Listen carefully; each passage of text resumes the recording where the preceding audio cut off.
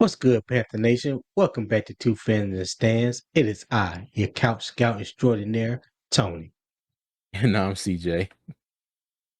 And today we will discuss what position and who should the Panthers' top priority be in the remaining free agents. Let's go.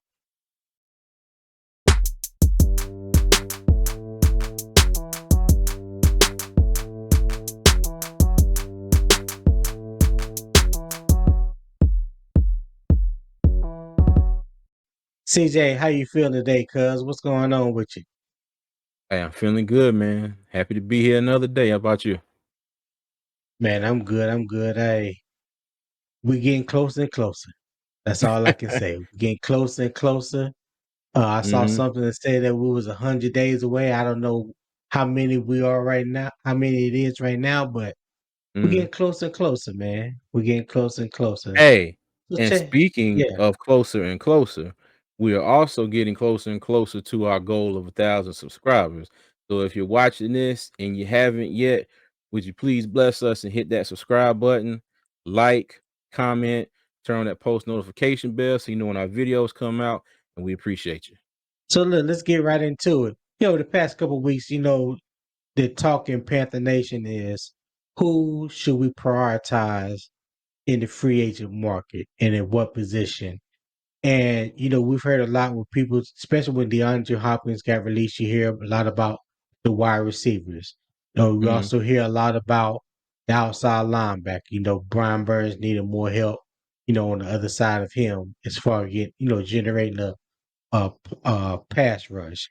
And then hmm we also hear about needing another veteran cornerback because, as you and I both have stated, we didn't address the need in the draft. We got three undrafted free agents that we brought in, but I think, another veteran would be good to add to that mix. Yeah. So, with that being said, let me ask you, who do you think and at what position we should prioritize as a free agent right now that's left in free agency? I'm going to say outside linebacker, okay? And I say Okay, outside linebacker because Brian Burns needs help, okay? And true. we don't know yet what we got with Gross Mato switching, to the outside linebacker position. To me, I think it would behoove the Panthers to bring in a veteran, somebody who's versatile, and somebody I like at the position is Yannick Ngakoue, okay, from the Okay, Colts. All right. yeah, yeah. So me bring up my you bring up my reasoning here. Okay. So you got Ngakoue here. All right. He was a third round draft pick in 2016 by the Jaguars. And as you can see from his stats, okay, let me see, he played all games his first 3 years. He missed one game in 2019. He missed a few oh, I'm sorry, no, he split time with Baltimore and Minnesota in 2020. Okay, then he went to the Raiders and then he was traded to the Colts last year. But now I've looked at a little bit of his tape, and most of his tape, he's in your typical 4-3 defense coming off the end as defensive end. But when I looked at some of his tape from his time in Baltimore, they did have him in their 3-4 scheme, you know, playing, he was standing up, coming off the edge, and he also had his hand in the dirt, playing defensive end too. So I So he think brings some somebody, versatility.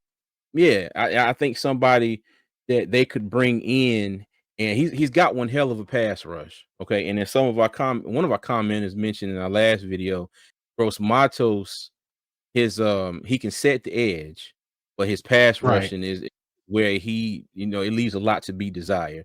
Okay. right, With right. I agree with Ngakoue, that. from what I've seen, he's got a hell of a pass rush. Okay. And versatility is a word that I heard a lot in last week's press conferences.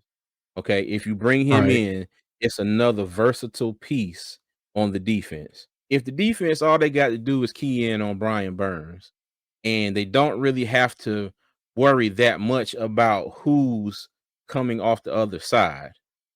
Okay. That's a right. disadvantage for our defense. If you Right. go back to when we had Hassan Reddick, all right. Now, mind you, he wasn't the best, edge setter as far as the run game. But one thing he could do, he could get to the quarterback. And that's another thing that Okay. Ngakoue can do here. He can definitely get to the quarterback. He can definitely get you sacks.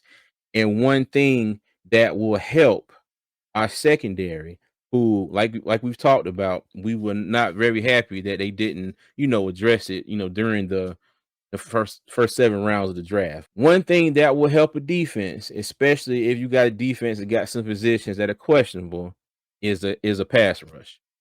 The more they can get to the Right. quarterback, the more they can knock balls down, the more they can sack him, the more they can set the edge, the more they can control the run game. That's less that our cornerbacks have to do. So I agree. yeah. In, I in in a agree. I agree nutshell, with that. I think if they can provide a better pass rush from both sides of the line, not just from Brian Burns coming off the edge, and then we are in this type of a flux with developing Gross Matos into the position. And you got DJ Johnson, he's a work in progress. And Ngakoue, I think he can come in and, you know, at this point in the game, he's already farther along than both of them.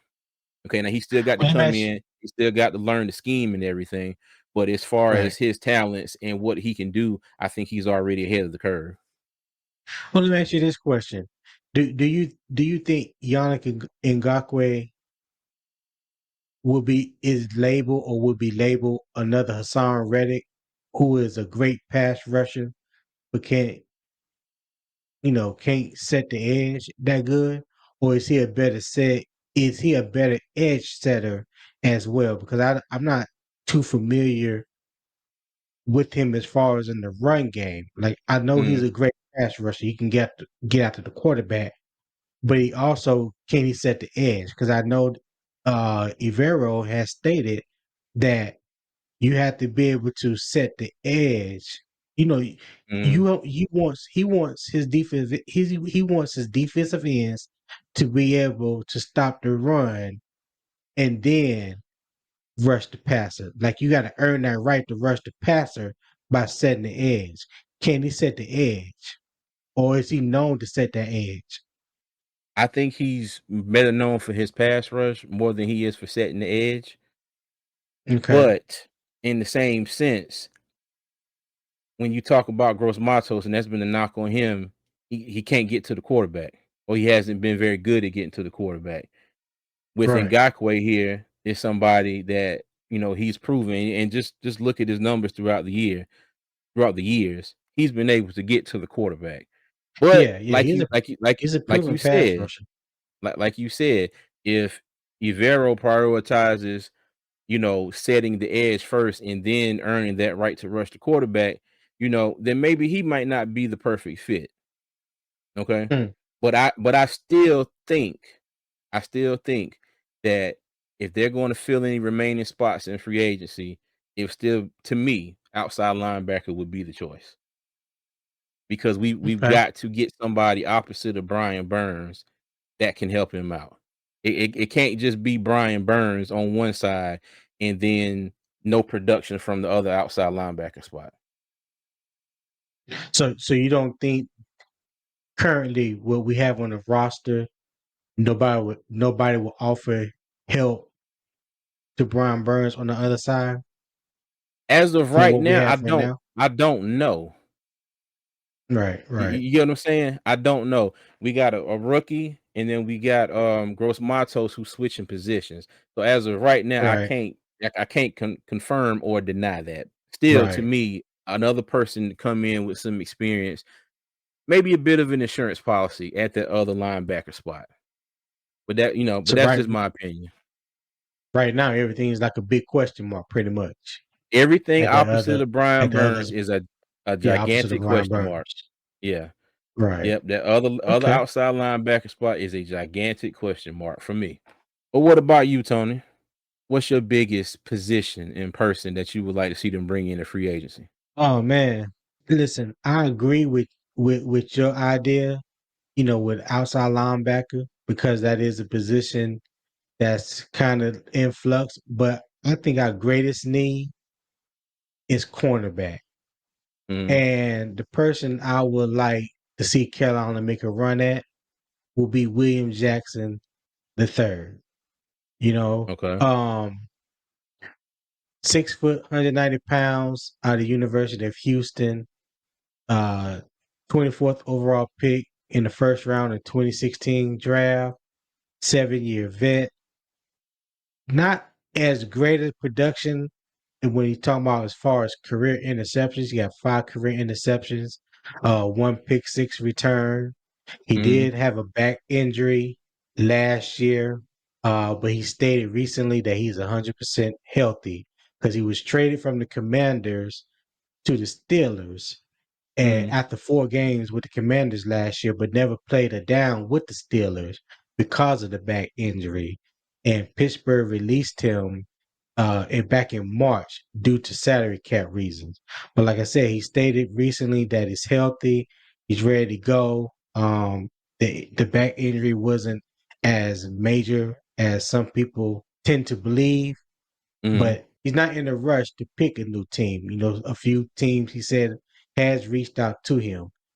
William Okay. Jackson is someone that I had in mind after we didn't resign Stephon Gilmore and then Dante Jackson went down with injury because at the time Washington was looking to trade him. And Mm. I thought that he would have been a great pickup to pair alongside JC Horn. You know, he's long, like I said, 6 foot, 190 pounds, runs a solid 4.4 40. You know, good press man cover. I think in the past 2 years he only had like 40% of the balls thrown his way completed. Mm. So, you know, he has very good sound technique. So he's real aggressive. You know, I just like the way he plays. And when you look at our current our current cornerback room, you know, like we've talked about numerous of times before the draft, after the draft, bef- even during the season last year, just how Mm. dismal our cornerback position was after J.C. Horn and Dante Jackson. Then when Dante went down, we all know we were just left with C.J. Henderson and Keith Taylor. Yeah. Well, bringing someone in for like William Jackson, I think for one brings you a veteran present, a starter, because you Mm-hmm. don't know if Dante Jackson is going to be ready um, come training camp or the first game of the regular season. I know he was out there OTAs with the team, but he wasn't doing anything. He wasn't running or anything Mm. like that. And now we 2-3 months away, from game time for action. You Yeah. know, about a month and a half away for when really start strapping the pads on and getting after it. And he probably won't be ready. So I think he would offer a great insurance policy, and I think it would be a good insurance policy. And some people will probably say, well, if you did sign him and he start opposite JC Horn, when Dante Jackson come back, where will you put him? Well, hell, I don't know. But you know what? That would be a great problem to have. The NFL is a passing league now. So I don't think you can never have too many good, healthy starters at the cornerback position that can come Mm. in and provide you some depth. And we saw last year how we got victimized through the air because we weren't as solid in the cornerback position than any other position. But just what we had last year, our run game, our run defense was a whole lot better than our pass defense. And Agreed. so when I look at it that way, and I look at how the NFL has shifted in the past 5 to 10 years, it is a passing league. More 3 receiver, 4 receiver sets. They spread Mm. in the field. So you gonna typically always have 3 to 4 corners plus a safety or two on the field. So in my opinion, you can never have enough corners. So that's what I would like to see us sign. I would like to see us address the cornerback position in the remaining talent that's in free agency. The obvious option to me that's out there, remaining that's out there, would be William Jackson III. Okay. What you All think right. about that? Hey, I think either way, if they went outside linebacker or if they went cornerback, as long as they got a player that can come in and produce. Okay, just as long as we don't Right, bring in any more liabilities. That right, that's that's right, that's my only hope. If they bring in somebody, just don't bring in any more liabilities. That's all I ask. right. Like I Mhm. said, just great insurance policy, if nothing else. Because Yeah. with William Jackson, we already know that J.C. Horn is injury prone and Dante Jackson is injury prone. Now, God forbid if something happened to both of them. I know I shouldn't even said that. Should not Mhm. even put that in the ether, but that's just the reality. So you gonna tell me we left with C.J. Henderson and Keith Taylor? Hey. Yeah, that don't let the pause, don't let the long pause get you. That's just something to think about. I hear you. You got anything else, man, before we get out of here? As usual, everybody, if you haven't already, like, subscribe, turn on that post notification bell so you know when our videos come out. We appreciate the love and support. We are steadily making our way to a goal of 1,000 subscribers. We couldn't do it without you, so we appreciate you. Thank you for watching Two Fans in the Stands. We look forward to hearing from you. And until then, Panther Nation, keep pounding.